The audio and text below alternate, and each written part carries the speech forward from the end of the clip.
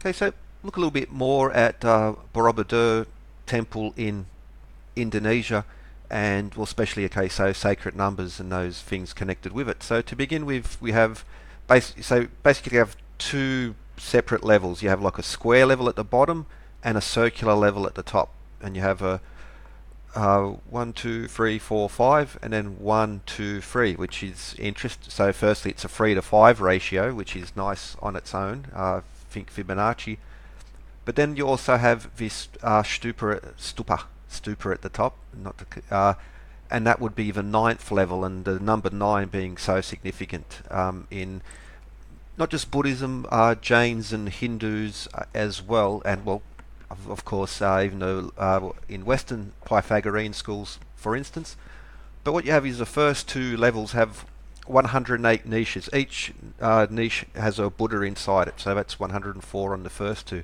Now you can connect this with so many other Hindu Buddhist temples. For instance, Phnom Penh in Cambodia, part of the Angkor complex, where there are 72 major temples, but there are 104 towers arranged around the outside. So around the outside, 108 bells, most of them collapsed, but of these towers, 104. And it's interesting, from ground level, the most you can ever see is 33 at one time, as in 33 gods on Mount Meru. So 104 connections there, but then the next level, so the third level, the first two being 104 each. Now, half of 104 is 52, which is, well, weeks per year, because 7-day week seems to be an international standard going back through ancient periods. Half of that 26, and then down to 13. So like the base number again, you could call almost 13. 13, 5 levels, 3 levels, 8 in total. There you already have a nice, well, there's a lot of Fibonacci stuff going on in here as well, just as an example. But the third level has 88 niches, and so there are 88 Buddha, the repentance ceremony. For instance, in Japan there are 88 temples connected, Buddhist temples connected together, and many other aspects you could go into 88, but just that's one of the references immediate. Now the next level up has 72 niches, and that's interesting also because there are 72 Buddha in the stupa, in like the bell, they're housed inside these bells on the top. And I'll go into 72 later, it's very important. And the next is 64 niches, and we'll go into some of more of these later, but just to do a quickie this time. So it gives you 432 in total. Now the number 432, okay, we go straight to that one. So for instance, the diameter of the sun in the long foot scale, which is 33 times 32 to get 1056, but anyway, 432 in the long foot scale gives you the diameter of the sun, 43,200 miles the radius of the sun.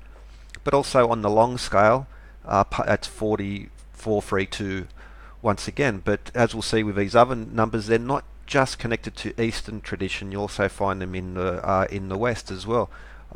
Similar thing happening also in Mayan and Mesoamerican cultures. But for instance, the Kali Yuga, 43,200 years. Ragnarok in Valhalla, that there are 540 doors wide enough to allow 800 warriors out. That's 432,000 once again. In the Manu cycle, the greater again cycle now, 4,320,000 years, 432. The Ark of Utnapishtim from the Epic of Gilgamesh, Preserver of Life, this cube, 432, again, references in there. And that can also be found in New Jerusalem, the description of especially, well, all of them, because they're using stadia. The King James Version uses furlong, but well, 360 degrees. And this will come back in, because for instance, there are 432 in the niches. There are 72 Buddhas in the bells at the top, the stupas. Now together that's 504, but 432 minus 72 is 360, and in the Eastern tradition there are 360 days per year. Now that extends to Egypt, the Romans, and the Mayans as well. And the 300, well, from the Vesica, this fundamental unit of sacred geometry, the inside angle of that rhombus, which is also the inside angle of a hexagon, 432,000 seconds. A on Pythagorean tuning as well, but you also have, so Greco-Roman, other weight scales, you'll see 432 grains to the ounce. So weights and measure systems all across these cultures coming together in a symbolic sense and a measurable sense as well. So it's also willing, so the Rig Veda is said to consist of 432,000 syllables. Again, now that's important because these traditions will lead into, for instance, there's no strict Buddhist calendar system, but there are many parallels from the Rig. So because essentially Buddhists, Jains, Hindus do share. So this is one of the oldest Buddhist Buddha statues, and all the Buddhas still have this symbol now. This is the Jain symbol, and this is a classic Hindu symbol as well. So you see this, especially in all